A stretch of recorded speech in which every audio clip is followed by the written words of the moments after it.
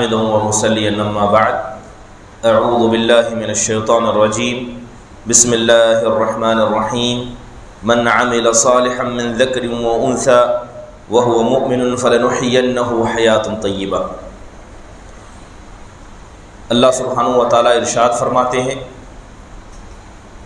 کہ جس نے بھی نیک عمل کیا، چاہے وہ مرد ہو یا عورت، اور وہ مومن ہے، تو ہم ایسے شخص کو بہترین دنیاوی زندگی عطا کرتے ہیں اور انہیں اس میں خوشگوار رکھتے ہیں۔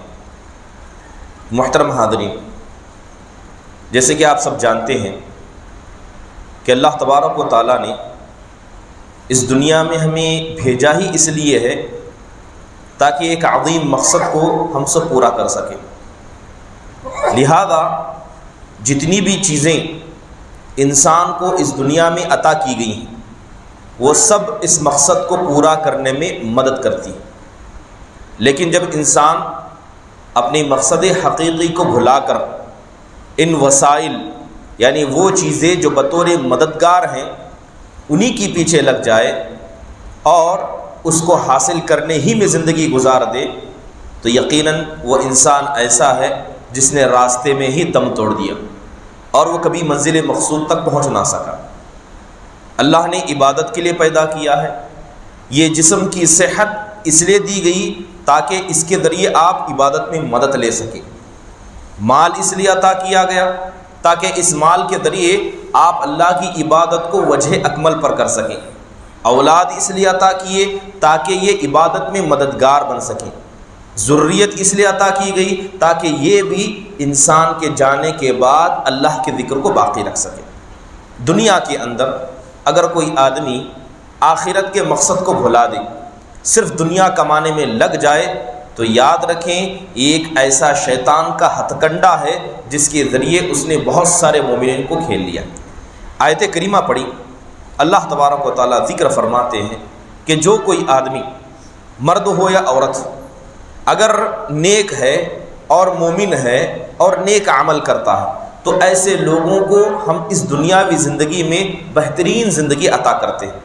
مفسرین بیان کرتے ہیں کہ یہاں بہترین زندگی سے مراد قناعت پسندی، کہ انسان کو اللہ قناعت عطا کرے۔ اب سوال یہ ہے کہ قناعت پسندی کہ انسان کا قانع ہونا کیا اس کا مطلب ہے؟ اس کی مختلف تعریفات کی گئی ہیں۔ پہلی تعریف بیان کی جاتی ہے کہ اللہ تعالیٰ نے جو انسان کو عطا کیا ہے اس پر انسان خوش ہو جائے، جو گھر ملا ہے، جیسی اولاد ملا ہے، جیسا جسم ملا ہے، ہر چیز پر انسان خوش ہو جائے اور اللہ تعالیٰ کی دی ہوئی چیزوں پر اسے کمی کا احساس نہ ہو۔ یہ ہے قناعت پسندی۔ امام سیوطی رحمہ اللہ علیہ قناعت پسندی کی تعریف کرتے ہوئے کہتے ہیں کہ انسان ان چیزوں میں خوش ہو جائے جو اس کے لیے کافی نہ ہو، یعنی انسان کے لیے کچھ چیزیں کافی ہو جاتی ہیں، کہتے ہیں کہ کافی سے کم چیزوں پر انسان خوش ہو جائے، اور اسی طرح جو چیزیں اللہ نے نہیں دی ہیں نہ اس پر افسوس کرے، اور جو چیزیں موجود ہیں اس سے وہ بے نیاز بھی ہو جائے۔ اس کو کہتے ہیں قناعت پسندی۔ یاد رکھیں کہ قناعت پسندی جو اللہ نے دیا اس پر خوش ہو جانا اور مزید کی حرص نہ کرنا، یہ اللہ کی اتنی بڑی نعمت ہے کہ شاید دنیا میں اس سے بڑھ کر کوئی اور نعمت نہ ہو۔ ہم اکثر دعا پڑھتے ہیں، کیا کہتے ہیں؟ ربنا آتنا فی الدنیا حسنۃ وفی الآخرۃ حسنۃ وقنا عذاب النار۔ کہتے ہیں کہ اے ہمارے رب تو دنیا میں حسنہ عطا فرما۔ یہ حسنہ آخرکار ہے کیا؟ کس کو حسنہ کہتے ہیں؟ اکثر مفسرین کہتے ہیں کہ دنیا میں حسنہ سے مراد قناعت پسندی، کہ جس انسان کو اللہ نے قناعت دے دی یہ دنیا کی سب سے بڑا حسنہ ہوا، اور آخرت کا حسنہ اللہ تعالیٰ کی رحمت ہے۔ اس لیے دیکھیں کہ نبی صلی اللہ علیہ وسلم نے ہمیشہ صحابہ اکرام کو اور خود صحابہ نے اپنے بعد والوں کو اسی چیز کی ترغیب دلائی کہ جو اللہ نے دیا اس پر خوش ہو جائیں۔ ایک حدیث کے اندر آپ علیہ الصلاۃ والسلام دنیا اور آخرت کی کامیابی کا راز بتاتے فرماتے ہیں کہ قد افلح من اسلم ورزق کفافا وقنعه اللہ۔ اللہ کے رسول کہتے ہیں کہ وہ انسان دنیا میں بھی کامیاب ہو گیا، آخرت میں بھی کامیاب ہو گیا جس کو اللہ نے تین چیزیں عطا کی۔ سب سے پہلے جسے اللہ نے اسلام کی دولت سے نوازا، ورزق کفافا، اور اللہ نے اتنا اسے رزق دیا جو اس کے لیے کافی ہو جائے، جسے کھا کر اپنا پیٹ بھر سکے اور اس کھائے ہوئے کھانے سے اپنی پیٹھ کو سیدھا کر سکے۔ پھر فرماتے ہیں وَقَنَّعَهُ اللَّهُ، اور جس انسان کو اللہ نے قناعت پسند بنا دیا، اللہ نے اسے قناعت پسند بنا دیا۔ اسی لیے صحیح بخاری کی حدیث کے اندر آتا ہے کہ ایک انسان، حدیث کے اندر اللہ کے رسول صلی اللہ علیہ وسلم بیٹھے ہوئے تھے، آپ نے ایک انسان کا ذکر کیا، ایک ایسے انسان کا ذکر کیا جو جنت میں موجود ہے۔ تو جنت میں ایک شخص نے اللہ تعالیٰ سے اجازت مانگی کہ وہ کھیتی کرنا چاہتا ہے، جنت میں ایک شخص نے اجازت مانگی کہ وہ کھیتی کرنا چاہتا ہے۔ تو اللہ تعالیٰ نے اس جنتی سے کہا الست فیما شئت، کیا تمہیں جن چیزوں کی ضرورت ہے، جن کی تم حاجت محسوس کرتے ہو، کیا جنت میں وہ سب کچھ نہیں ہے؟ تو پھر یہ کھیتی کرنے کی کیا ضرورت ہے؟ تو وہ کہتا ہے کہ اے رب میں اس کو کرنا چاہتا ہوں۔ تو اللہ تعالیٰ نے اسے بیج عطا کیا۔ جیسے ہی وہ بیج کو لے کر جنت کی زمین میں گاڑتا ہے، دیکھتے دیکھتے وہ پودا درخت یہاں تک کہ اتنا بڑا اور اتنا پھلدار درخت ہو جاتا ہے گویا کہ وہ پہاڑ ہے، وہ پہاڑ ہے۔ پھر اللہ سے دوسرا بیج مانگنے لگتا ہے تو اللہ تعالیٰ کہتا ہے دونک یا ابن آدم، اے ابن آدم اس چیز کو تم رہنے دو، اس لیے کہ جنت میں آنے کے بعد بھی تمہارا پیٹ نہیں بھرتا ہے۔ دونک یا ابن آدم، اے آدم اس کو رہنے دو، اس لیے کہ تمہیں کوئی بھی چیز انسان کو خوش نہیں کر سکتی۔ تو مجلس کے اندر ایک بدو، ایک کھیڑے گاؤں کا ایک اعرابی بیٹھا تھا، وہ کہنے لگا اے اللہ کے رسول میں سمجھتا ہوں یا تو وہ قریشی ہوگا یا تو انصاری ہوگا، کیونکہ یہی لوگ کھیتی کرتے ہیں، ہم کھیتی نہیں کرتے۔ اس بات کو اللہ کے رسول نے سنا تو آپ علیہ الصلوۃ والسلام زور زور سے ہنسنے لگے۔ تو لہذا یہ بات ہمیں بتاتی ہے، یہ حدیث ہمیں بتاتی ہے کہ انسان ہمیشہ ایسی چیزوں کے پیچھے لگا رہتا ہے جس کی اسے ضرورت نہیں ہے، یعنی ضرورت سے زیادہ چیزوں کے پیچھے لگنا یہ انسان کی فطرت ہے، اور اللہ نے اسی فطرت سے انسان کو روکنے کی کوشش کی ہے، کیونکہ یہ فطرت بسا اوقات انسان کو ایسے نقصان کی طرف لے جاتی ہے جس کی بھرپائی انسان کبھی نہیں کر پاتا۔ حضرت ابو ہریرہ رضی اللہ عنہ کی ایک بڑی معروف حدیث ہے، وہ کہتے ہیں کہ اللہ کے رسول صلی اللہ علیہ وسلم نے فرمایا من یأخذ عنی ہؤلاء الکلمات فیعمل بہن او یعلم من یعمل بہن۔ اللہ کے رسول صلی اللہ علیہ وسلم نے فرمایا کہ وہ شخص کون ہے جو مجھ سے ان باتوں کو سیکھے، ان 4 باتوں کو سیکھے، یا تو خود عمل کرے یا کسی ایسے کو سکھائے جو اس پر عمل کرے۔ آپ علیہ الصلوۃ والسلام فرماتے ہیں اتق المحارم تکن اعبد الناس۔ آپ فرماتے ہیں کہ اگر تمہیں دنیا میں اللہ کا سب سے بزرگ بندہ بننا ہے تو حرام کاموں سے اپنے آپ کو بچا لو۔ جس نے حرام کاموں سے اپنے آپ کو بچایا وہ دنیا میں سب سے بزرگ اللہ کا بندہ ہے۔ ورضی بما قسم اللہ لک تکن اغنى الناس۔ فرماتے ہیں کہ جو اللہ نے تمہاری قسمت میں لکھا ہے اس سے خوش ہو جاؤ، دنیا کے سب سے بے نیاز انسان بن جاؤ گے۔ وَأَحْسِنْ إِلَىٰ جَارِكَ تَكُنْ مُؤْمِنًا۔ اور آپ فرماتے ہیں کہ اپنے پڑوس کے ساتھ اچھا برتاؤ کرو، اللہ تمہیں مومن بنا دے گا۔ وَأَحِبِّ النَّاسِ بِمَا تُحِبُّ لِنَفْسِكَ تَكُنْ مُسْلِمًا۔ اور آپ فرماتے ہیں کہ جو چیز اپنی ذات کے لیے پسند کرتے ہو وہی مسلمانوں کے لیے پسند کرو، اللہ تعالیٰ تمہیں ایمان والا بنا دے گا۔ پھر فرماتے ہیں وَلَا تُكْثِرْ الضِّحْكَ فَإِنَّ كَثْرَةَ الضِّحْكِ تُمِيتُ الْقَلْبَ، کہ تم زیادہ ہنسا مت کرو، زیادہ ہنسی مذاق مت کیا کرو، اس لیے کہ زیادہ ہنسی مذاق انسان کے دل کو مردہ کر دیتا ہے۔ اس لیے دیکھیں کہ سلف صالحین کہا کرتے تھے، خاص کر حضرت علی رضی اللہ عنہ سے قول مروی ہے، وہ فرماتے ہیں کہ الرزق رزقان، کہ رزق 2 قسم کا ہوتا ہے۔ رزق تطلبہ، ایک ایسا رزق جسے خود انسان حاصل کرنے کی کوشش کرتا ہے، اور ایک ایسا رزق جو خود انسان کو حاصل کرتا ہے۔ تو آپ فرماتے ہیں کہ وہ رزق جو انسان کو حاصل کرتے کرتے آتا ہے انسان اس سے بے نیاز نہیں ہوتا، تو گویا جو اللہ نے قسمت میں لکھا ہے وہ رزق انسان کو تلاش کرتے کرتے آتا ہے۔ اگر انسان اسی رزق پر قناعت اختیار کرے، اس سے بڑھ کر اور رزق کی تلاش نہ کرے، تو یہ انسان کے لیے سب سے زیادہ بہتر ہے۔ بکر بن عبداللہ المزنی رحمہ اللہ نے بڑی پیاری باتیں فرمائی، وہ کہتے ہیں کہ یکفیک من الدنیا ما قنعت به ولو کف تمرۃ۔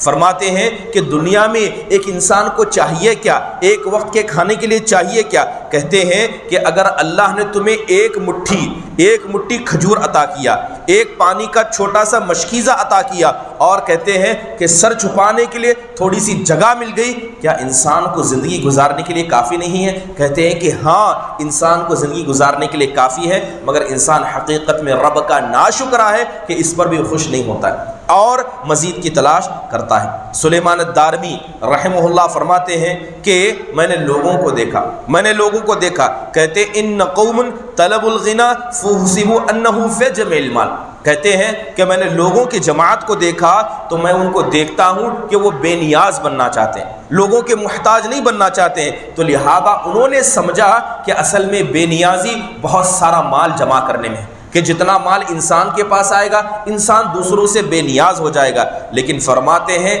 کہ اصل بے نیازی تو قناعت پسندی ہے، انسان کو تھوڑا مل جائے قناعت پسند بن جائے، کبھی کسی کے سامنے ہاتھ نہ پھیلائے، لیکن جس کو خربوں مل جائیں لیکن قناعت پسندی نہ ملے وہ لوگوں کے سامنے اس کے بعد بھی ہاتھ پھیلائے۔ پھر فرماتے ہیں کہ طلب الراحہ فی الکثرۃ وہو القلہ، میں نے لوگوں کو دیکھا کہ وہ راحت تلاش کرتے ہیں، جسم کا سکون تلاش کرتے ہیں، اور انہوں نے جسم کا سکون تلاش کرنا سمجھا کہ انسان کے پاس زیادہ چیزیں ہوں گی تو اصل میں اس کی وجہ سے اسے راحت ملے گی، جبکہ اصل میں کم سامان میں انسان کو راحت ہے۔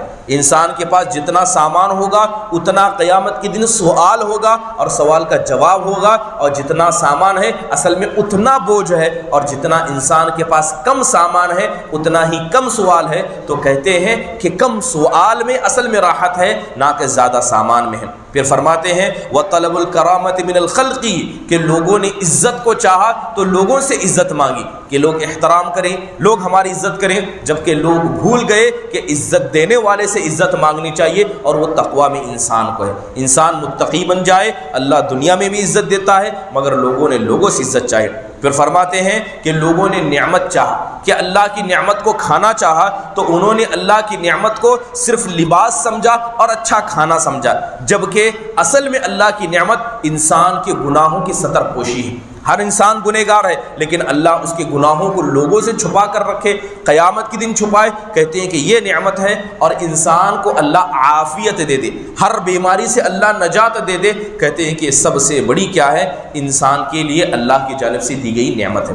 اسی لیے دیکھیں کہ اللہ کے رسول صلی اللہ علیہ وسلم ایک وقت تھا کہ آپ علیہ الصلوۃ والسلام کے پاس کسی کا قرضہ دینے کی طاقت نہیں تھی۔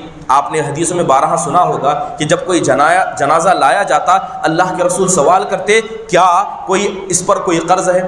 آپ سوال کرتے اس پر کوئی قرض ہے؟ کہا جاتا کہ ہاں اے اللہ کے رسول اس پر قرض ہے، تو اللہ کے نبی اس کی نماز جنازہ نہیں پڑھاتے تھے، نہ آپ کے پاس اتنے پیسے تھے کہ آپ اس کی قرض کو ادا کر سکے۔ لیکن وہی نبی صلی اللہ علیہ وسلم کے انتقال سے پہلے آپ کے پاس اتنا مال آیا کہ آپ نے کہا کہ آج کے بعد سے کوئی مسلمان انتقال کر جائے اس پر قرض ہو تو اس قرض کا ذمہ دار میں ہوں، میں اس قرض کو ادا کروں گا۔ لیکن اس کے باوجود کہ اللہ کے نبی کے پاس اتنا پیسہ آیا تھا، اتنا مال و دولت آیا تھا، اللہ کے نبی نے وہ زندگی کو نہیں چھوڑا جو مال نہ آنے سے پہلے آپ گزارا کرتے تھے۔ ایک مرتبہ حضرت عمر بن خطاب رضی اللہ عنہ آپ علیہ الصلوۃ والسلام کے گھر میں داخل ہوئے، اس روم میں داخل ہوئے جس میں آپ سوئے تھے۔ آپ علیہ الصلوۃ والسلام کے پاس ایک ہی چادر تھی جسے آپ نے کمر سے نیچے پہن کر رکھا تھا، اوپر کا آپ کا جسم کھلا تھا۔ حسیر پر آپ سوئے ہوئے تھے، اور حسیر کے اس چٹائی کے نشان نبی صلی اللہ علیہ وسلم کے پیٹھ پر موجود تھے، مٹی پیٹھ پر لگی ہوئی تھی۔ گئے اللہ کے نبی کی پیٹھ سے کیا ہے اس گندگی کو مٹی کو ہٹایا، گھر میں دیکھا تو ایک مٹھی جو پایا اور چھوٹا سا سامان پایا، زور زور سے حضرت عمر رونے لگے۔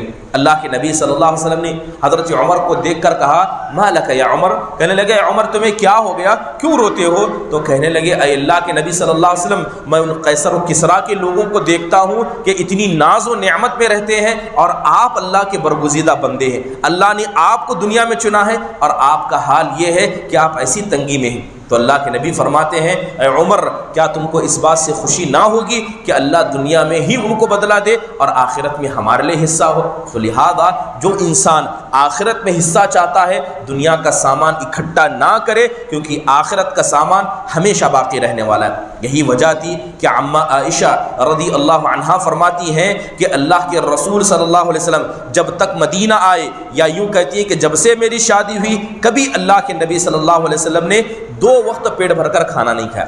2 وقت آپ نے پیٹ بھر کر کھانا نہیں کھایا، ایک وقت کھاتے تو دوسرے وقت کھانے میں صرف آپ کے پاس کھجور رہا کرتا، اور اسی کھجور کے ذریعے اللہ کے نبی صلی اللہ علیہ وسلم اپنے کھانے کو مکمل کیا کرتی۔ آپ نے اصحاب الصفہ کو سنا ہوگا، وہ صحابہ کی بڑی جماعت جو علم حاصل کرنے کے لیے اللہ کے رسول کے پاس آئی تھی، ان کی حالتیں کیا تھی؟ اکثر اصحاب الصفہ جو 70 سے زیادہ، بتایا جاتا ہے کہ 200 سے زیادہ ان کی تعداد تھی، سب کے پاس ایک ہی لباس تھا، ایک سنگل پیس کا کپڑا، وہ لمبا کپڑا ہوتا، اس کے بیچ میں چھید کرتے، اسی میں گردن کو ڈال لیتے، وہ کپڑا آگے بھی لٹکتا پیچھے بھی لٹکتا، دائیں جانب پیوند لگائے جاتے، بائیں جانب پیوند لگاتے، کسی کا کپڑا بڑا ہوتا تو ٹخنے سے اوپر آتا، کسی کا گھٹنے تک، کسی کا تو گھٹنے کو چھوتا رہتا، اتنا چھوٹا چھوٹا کپڑا ہوتا۔ ایسے کپڑے میں بسا اوقات نماز پڑھا کرتے، ہوا چلتی ان کی شرمگاہیں کھل جایا کرتی۔ اللہ کے رسول ان کی صحابہ کی حالت کو دیکھا کرتے، اللہ کے رسول نے ان کی صحابہ کی حالت کو برقرار رکھا اور انہیں علم دیا، کیونکہ آپ جانتے تھے کہ ایک انسان کو دنیا دے، اس سے بہتر ہے کہ ایک انسان کو آخرت عطا کرے۔ بلکہ سلف صالحین میں کتنوں کی ایسی مثالیں نہیں سنی ہم نے کہ باپ دادا نے لاکھوں کی جائیداد چھوڑی، مگر جن کو اللہ نے قناعت پسند دی، اس جائیداد کو ختم کیا، مزید اسے بڑھانے کی کوشش نہیں کی۔ داؤد الطائی رحمہ اللہ کے بارے میں آتا ہے کہ ان کے باپ وقت کے بڑے مالداروں میں سے تھے، بہت سارا گھر اور بہت سارے دینار ان کے باپ نے بطور وراثت ان کے یہاں چھوڑے۔